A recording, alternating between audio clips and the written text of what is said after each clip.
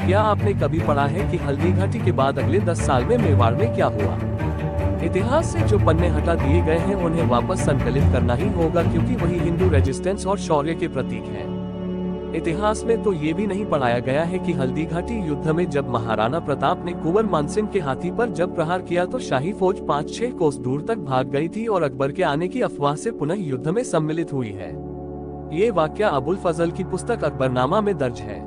क्या हल्दी घाटी अलग से एक युद्ध था या एक बड़े युद्ध की छोटी सी घटनाओं में से बस एक शुरुआती घटना? महाराणा प्रताप को इतिहासकारों ने हल्दी घाटी तक ही सीमित करके मेवाड़ के इतिहास के साथ बहुत बड़ा अन्याय किया है। वास्तविकता में हल्दी घाटी का युद्ध महाराणा प्रताप और मुगलों के बीच हुए कई युद्धों की शुरुआत भर था। मुगल न तो प्रताप को पकड़ सके और न ही मेवाड़ पर आधिपत्य जमा सके। हल्दी घाटी के बाद क्या हुआ वो हम बताते हैं। हल्दी घाटी के युद्ध के बाद महाराणा के पास सिर्फ 7,000 सैनिक ही बचे थे और कुछ ही समय में मुगलों का कुंभलगढ़, गोगुंदा, उदयपुर और आसपास के ठिकानों पर अधिकार हो गया था। उस स्थिति में महाराणा ने गुरिल्ला युद्ध की योजना बनाई और मुगलों को कभी भी मेवाड़ में सेटल नहीं होने दिया।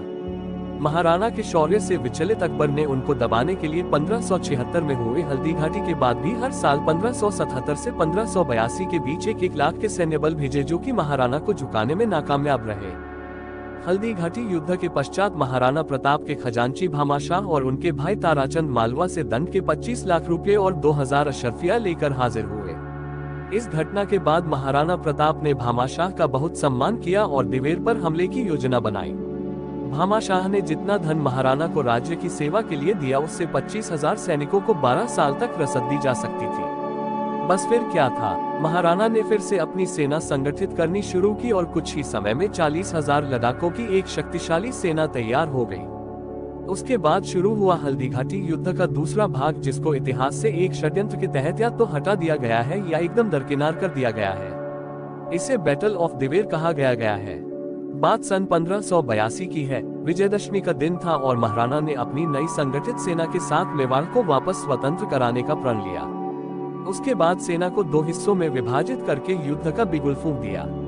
एक टुकड़ी की कमान स्वयं महाराणा के हाथ थी, दूसरी टुकड़ी का नेतृत्व उनके पुत्र अमर सिंह कर रहे थे।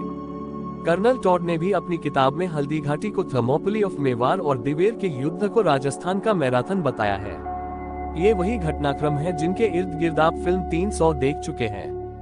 कर्नल टॉड ने भी महाराणा और उनकी सेना के शौर्य, तेज और देश के प्रति उनके अभिमान को स्पार्टन्स के तुल्य ही बताया है, जो युद्ध भूमि में अपने से 4 गुना बड़ी सेना से यूं ही टकरा जाते थे। दिवेर का युद्ध बड़ा भीषण था।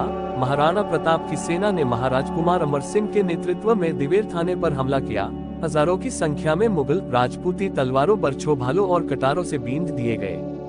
युद्ध में महाराज कुमार अमर सिंह ने सुल्तान खान मुगल को बरछा मारा, जो सुल्तान खान और उसके घोड़े को काटता हुआ निकल गया। उसी युद्ध में एक अन्य राजपूत की तलवार एक हाथी पर लगी और उसका पैर काटकर निकल गई। महाराणा प्रताप ने बहलल खान मुगल के सर पर वार किया और तलवार से उसे घोड़े समेत काट दिया। शौर्य की ये बानगी इतिहास में कहीं देखने को नहीं मिलती है। उसके बाद ये कहावत बनी कि मेवाड़ में सवार को एक ही वार में घोड़े समेत काट दिया जाता है। ये घटनाएं मुगलों को भयभीत करने के लिए बहुत थी। बचे खुचे 36,000 मुगल सैनिकों ने महाराणा के सामने आत्मसमर्पण किया। दिवेर के युद्ध ने मुगलों का मनोबल इस तरह तोड़ दिया कि जिसके परिणाम स्वरूप मुगलों को मेवाड़ में बनाई अपनी सारी 36 ठिकानों को छोड़ के भागना पड़ा।